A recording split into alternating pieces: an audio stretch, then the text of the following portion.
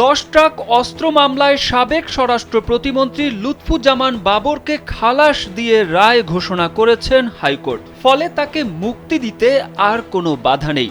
শুভাকাঙ্ক্ষীদেরও এখন প্রশ্ন, কখন মুক্তি পাচ্ছেন বাবর? এই প্রশ্নটি এখন গণমানুষেরও।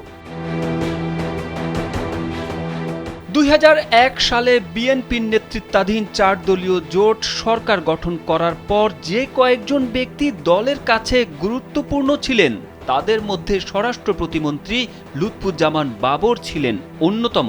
বলা হয় খালেদা জিয়ার সেই মন্ত্রিসভার সদস্যদের মধ্যে অন্যতম সফল ছিলেন বাবর। কিন্তু ক্ষমতার পালাবদল হলে 2007 সালের 28 মে আটক হন তিনি। সেই থেকে কারাগারেই রয়েছেন বাবর। এরপর বিভিন্ন মামলায় তাকে গ্রেপ্তার দেখানো হয়।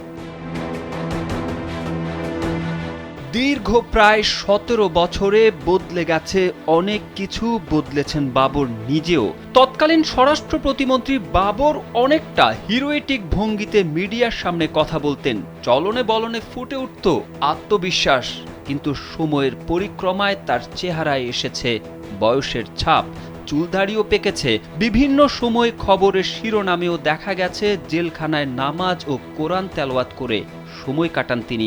আওয়ামী লীগ সরকারের সময়ে বাবরের মুক্তির আশাই ছেড়ে দিয়েছিল তার শুভাকাঙ্ক্ষীরা।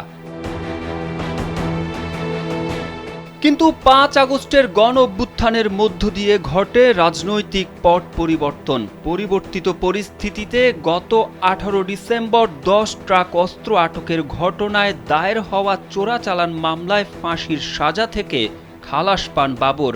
আর 14 জানুয়ারি 10 ট্রাক অস্ত্র আটকের ঘটনায় অস্ত্র আইনে করা মামলাতে যাবজ্জীবন দণ্ড থেকেও খালাস পেয়েছেন তিনি। বাবরের খালাসের রায় আজই ঢাকার কেন্দ্রীয় কারাগারে পৌঁছাবে।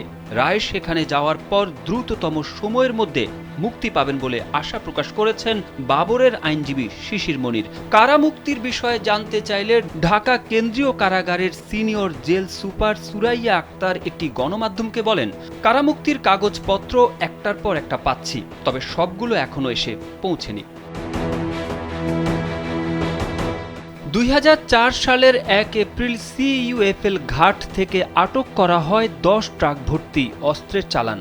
এ নিয়ে কর্ণফুলী থানায় অস্ত্র আইন ও বিশেষ ক্ষমতা আইনে চোরাচালানের অভিযোগ এনে 2টি মামলা হয়। মামলায় 2014 সালে 30 জানুয়ারি চট্টগ্রাম মহানগর দায়রা জজ আদালত এবং বিশেষ ট্রাইব্যুনাল 1 সাবেক স্বরাষ্ট্র প্রতিমন্ত্রীর বিরুদ্ধে রায় দেন।